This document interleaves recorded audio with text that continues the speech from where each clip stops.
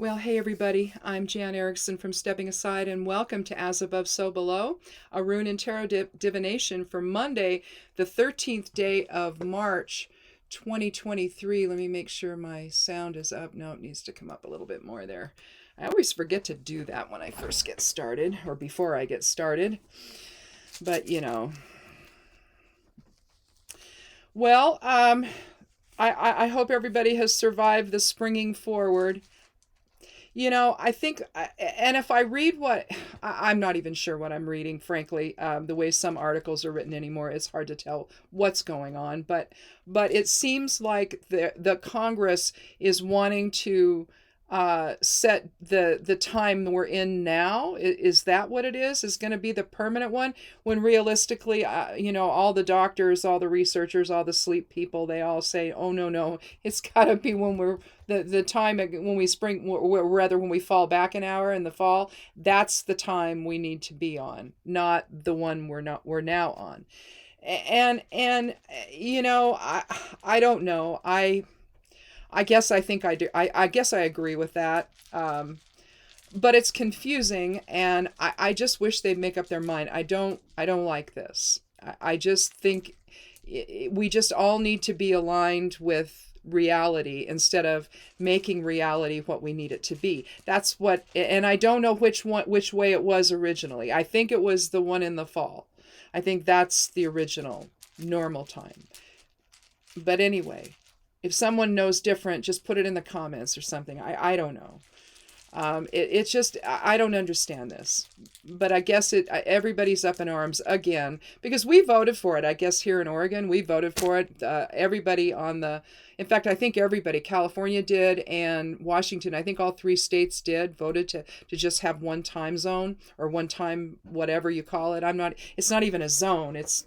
I don't even know what you call this, but we voted to not do this anymore, and to mess with the time, and it's never taken place. So now I guess it has to happen federally before it can happen. I mean, then how can Arizona do it? Because Arizona only has one time. So anyway, I don't know. It makes no sense to me. Integrated motion with Rado. I don't know. That's what we need. We need to be on the same page. Anyway, Rado's the rune for today. And that's my rant for the day. Such as it is, because I don't know. I'm still not awake. But anyway, Rado is the rune for today. This means, again, it means rider and horse. It means momentum, movement, integration. It's primarily made up of Kenaz, forward once and reverse twice. You can see Vunio in it. You can see Laguz. You can see Isa. But basically, it's the idea of moving together in an integrated way. If you ride horses, I don't ride horses. We don't have any horses. My husband did, though, growing up, and it really is, and everyone I've talked to, it's really a subtle relationship between the rider and the horse, and realistically, we should all be that way. There should be that integration on the level of the soul. There is, but not in terms of when you come into physical reality. There, it just it's anything goes apparently, and so. I don't know. Let's take a look at the Geomancy rune, though, and see what we have there. Well, that's kind of interesting. That's going to align really well. We have conjunctio, which is union or joining. So I guess there's just really an emphasis here of being on the same page here today and moving together in unity. Oh, there it is. Okay. Kind of looks like a little hourglass, doesn't it? Its complement is Carcer. Which is a more evil type of a rune, they say. I don't see it as that. I just see it as getting in the way of your own process, really. Self-imposed restriction, although it can be other imposed restrictions. But here, you can think of the other as more of a fixation in a way. But here, this is coming together in unity and joining with one another. And again, agreeing to be on the same page, living in that type of agreement. Which seems to be so difficult these days. So let's go ahead and see what the cards have to say. Now, last week, I ended up the readings dovetailed together. So basically hinging on the Page of Swords for each one, and the fact that the other two cards in the reading were all court cards and also from Pentacles. And so there was a lot of agreement between it was just different focus. The first one on Monday was about how you take the legacy that you're given and you do something with it. You know, what you take from all of it, how it helps you to move forward into new experiences and new opportunities and new material security, basically. And then on Thursday, it sort of talked about, well, okay, so what happens to the individual who extended that legacy? Are they just simply gone? You know, well, no, there's more to do. And your peace and security and all that, your abundance and the financial security you've hopefully gained, which, you know, most seniors don't. Most seniors have difficulty, right? So unfortunately, there's more to do. And even if things you were in a good place when you retired and you weren't just living off of Social Security, then you did have a retirement account, it doesn't mean that your life is over either. You know, you need to keep doing things and learning things and growing and developing and all of that. There's still plenty, in other words, there's still plenty of undeveloped potential, and no matter how old you are. So it was kind of interesting how all that worked. But let's go ahead and cut the deck and get some of this stuff out of the way. For some reason, my phone is in here, and I don't know where I want to put it. Maybe I'll put it up there. No, that's going to fall. I'll put it there. All right. Because it doesn't matter if it rings in the other room, it's going to ring here on the computer, which is ridiculous. So anyway. Oh, okay. Well, lots of... this is interesting. Before I tell you what the cards are, let's refer again to the higher awareness or the soul level awareness involved in Rado and then in Conjunctio. Bringing that soul awareness with Rado into form and understanding that we do best when we coordinate together and when we're on the same page about stuff. And we move forward together in some integrated fashion. So with that as a soul archetype kind of thing, we're going to move into the cards, which are all major arcana cards. Again, soul archetype cards.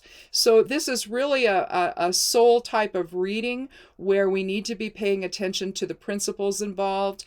If we're having issues in terms of dealing with our own individual lives, then maybe there's too much ego involved. And so let's take the ego out of it and let's look at this from a soul perspective. So we have Death, the Chariot, and the Moon. And I will tell you just up front, I'm going to read it just in the order that I laid things down, and we'll see if it stays that way.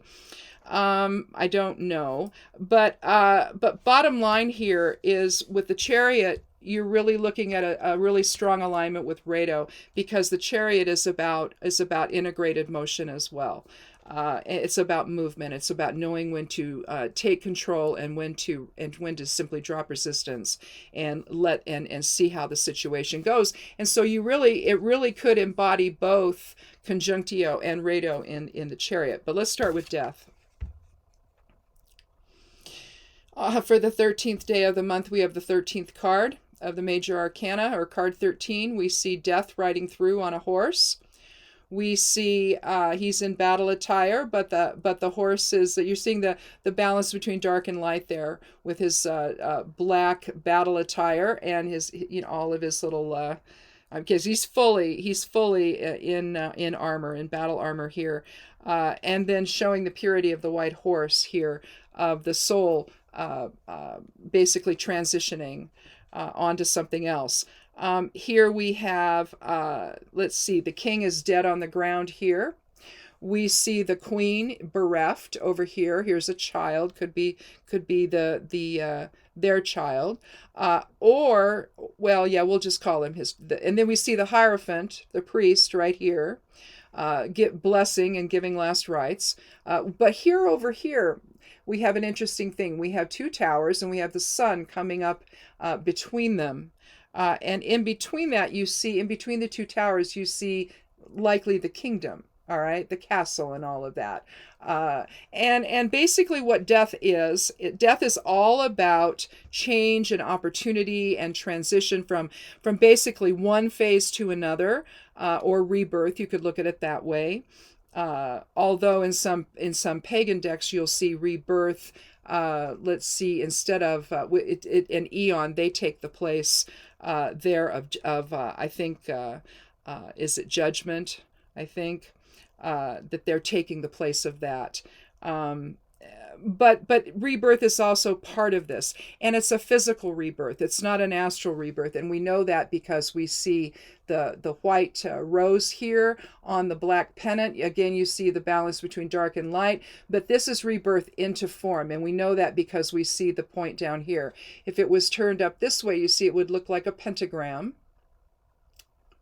With here now, this would be spirit, but this is now form. We've inverted basically we've inverted the pentagram within the blossom here, of the petals of the rose, and basically that is the rebirth into form.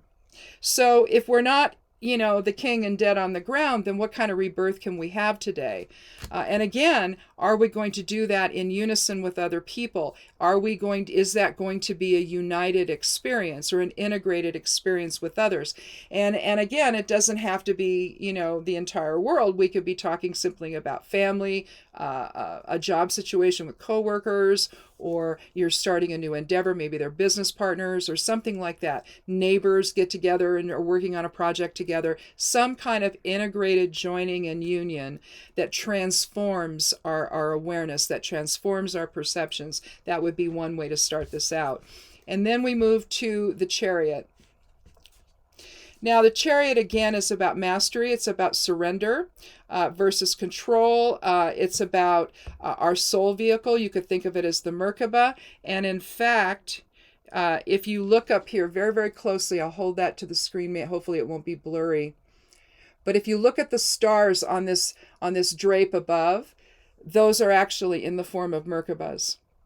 And so we look upon this as the soul vehicle, just as we see, in fact, we're going to see the idea of the two sides here. You saw that here with the two towers and the sun rising between them, the level of balance and newness there. You also have the same thing here. You see it with both the dark and the light, which you also have here. So there's an alignment there. You see the dreidel is in balance. It's standing fully upright on the shield in front. You see the winged disc here, the winged sun, denoting healing and balance. You're balancing dark with light. And you're integrating those things together. So this is realistically, I mean, if you had one word for this to title the reading, integration would be it, I think. Here, but this is a very complex card. You also see the balanced wheels here. You see the two tower-like, castle-like buildings here. You see the glyph for earth, the square right here on his breastplate. That's going to be about grounding yourself in that kind of integration and that kind of balance. You see the maiden mother crone here. This part on his breastplate, it would be the mother, and here would be the crone, it'd be maiden mother crone. So you see that triplicity of experience and the balance felt there, the integration found there. Let's see what else we can find in the card that I'm forgetting.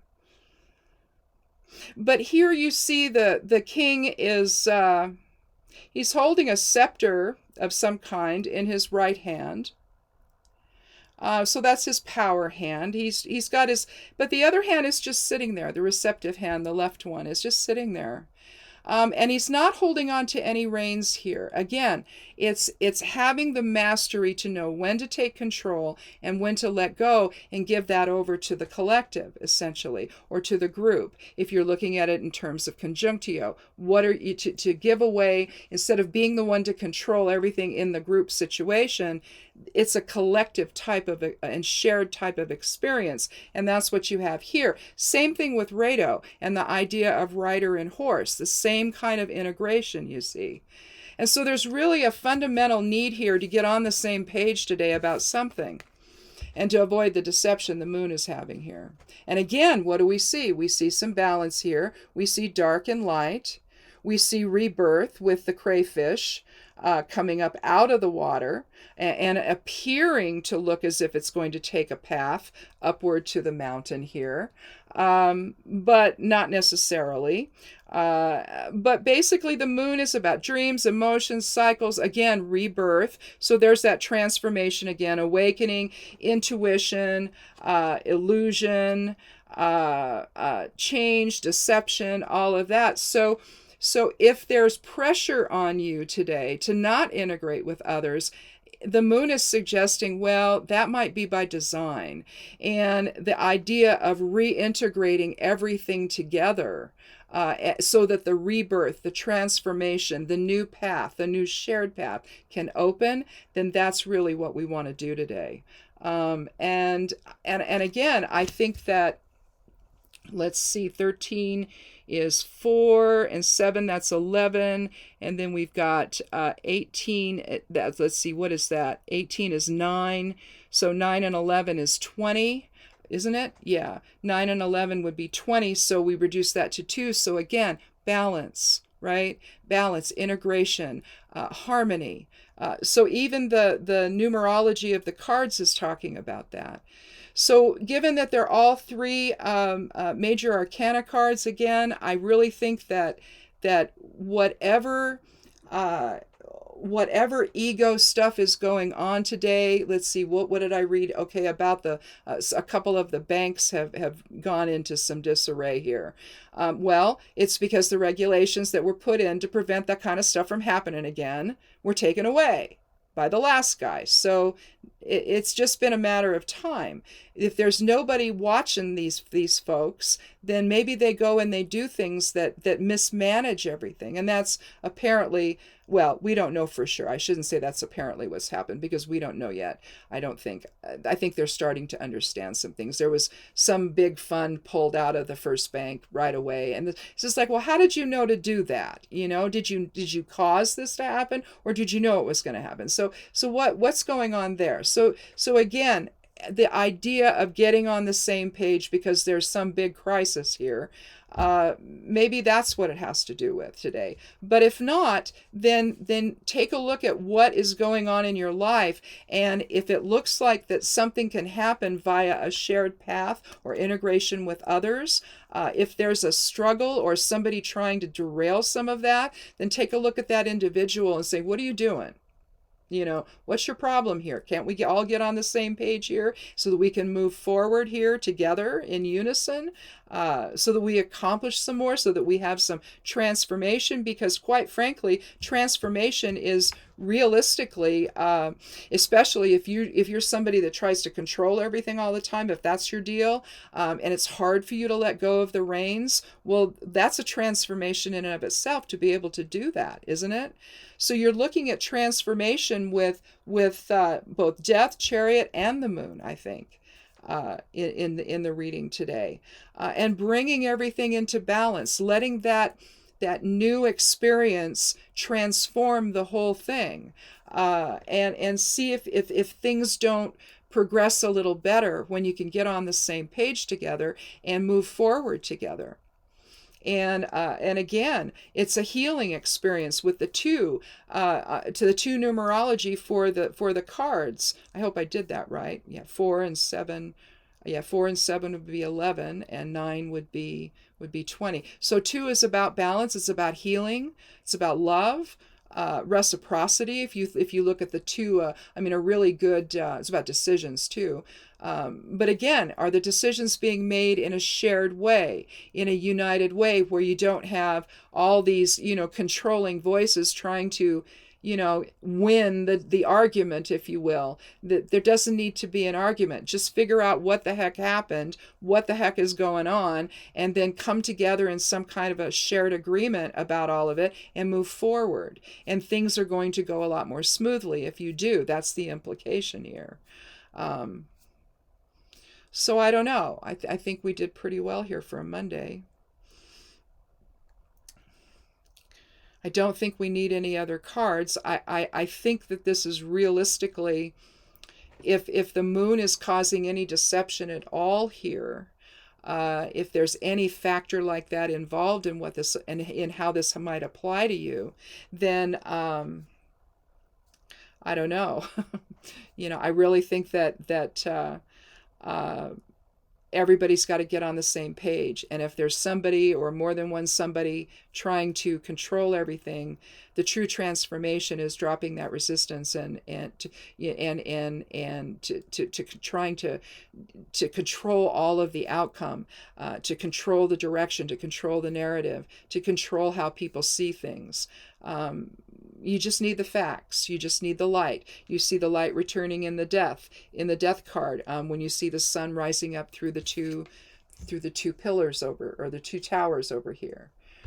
Tower is all about transformation. If you look at the card, the tower card in the major arcana, that's really about transformation and transforming your awareness to a higher level of vision. Instead of getting down in the muck of the ego trying to control everything. With death, your death date is your death date. You're going to go when it's your time, when you've chosen, right? Basically, this is when I've had enough. I've done everything I came here to do. I'm gonna leave now. You make that choice, but that time is that time, right? And death is going to come through and help you ride through on the horse and help you transition to the next experience, right? And there's only so much control we have, and how much of control is just perception of it, that it's not really there. It's only because other people aren't getting in your face about something, but it doesn't mean that they necessarily see things your way. So try to come together with others today in a way that you can find integration and harmony and unity, and see how transformative that experience can be. So, well, I'm going to write this stuff down and pay attention for Thursday in case we have another experience like we did last week. That seems to happen in waves with this. Where one day I just noticed, this is really an extension of the other reading on Monday, when I did Thursday's reading, and that was happening like for a while, and for several times in a row. So it tells me that there's some kind of wave energetically that's happening. So we might be there again, where we're beginning a type of wave where the readings are going to align together on Monday and Thursday. So that'll be interesting to note that. And when I wrote this up, I wrote it up over, and I posted it on Substack and Medium, and I think I did it on Medium, and then I did it on Patreon. I don't generally do the write-ups on the blog. I post these on the blog, the videos on the blog on the side panel, and then there's a page you can actually go to with the current video on it. So I at least post those over there, but the write-ups I do on other stuff, and once in a while I'll post it on the blog, but I'm just trying to save, space on that and all that. And maybe I don't need to, but anyway, I just thought it was interesting, and I wrote it up. On Monday, I called it transition, and then transition part 2 on Thursday, because they did. And I wrote the second one up on Thursday that way, integrating both readings together a little bit. And to show the connection between the two, because I think it was there. And so we'll pay attention again this week to see if that happens again. But if not, this could be just some big response to something that's happening, either collectively in our country or somewhere in your life, where something big has to be remembered, and it is that we're a soul and we need to start functioning on that level. That's to me the true ascension. When you hear that word ascension, it's not, it may be ascending to a different frequency when you die and this body dies and your soul is released and it goes on to other things. Sure, that's part of that. But what's to stop us from understanding we're souls now? What's to stop us from letting go of the ego's hold on everything now? because it just seems to be there's that battle between the two, and that's really the issue that the entire world deals with now, is to remember that no, we're actually, one. You can't change that, no matter what it might look like. That's what we are. We're one when we're in the soul astral plane, right?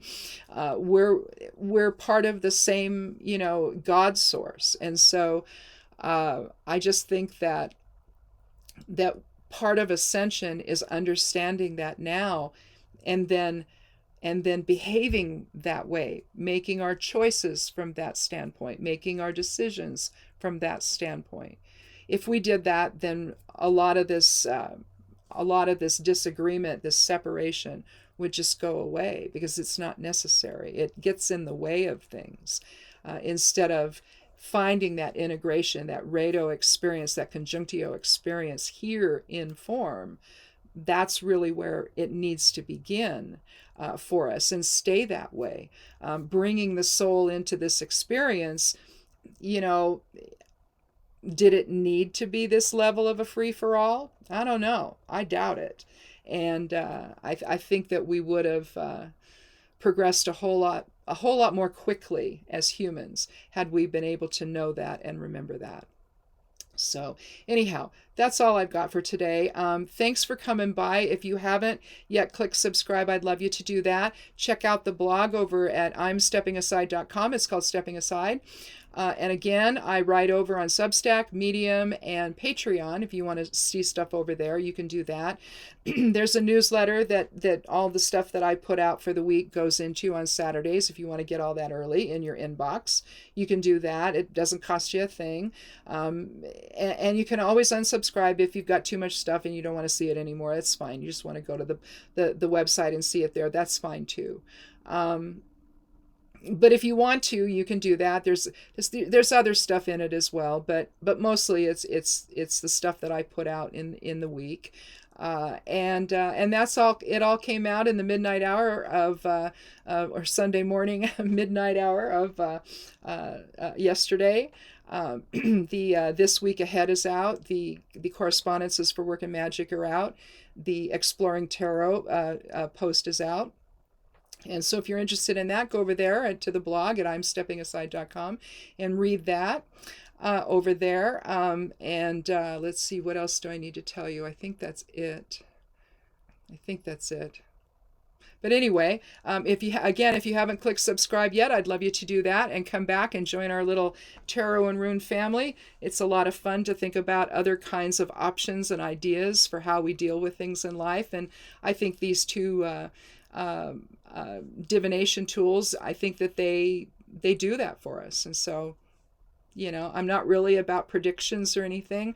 I just like to give people ideas of how to see things, and they might be different, than how you might already see things, and it might open a door, who knows, to something else. So anyway, thanks for watching.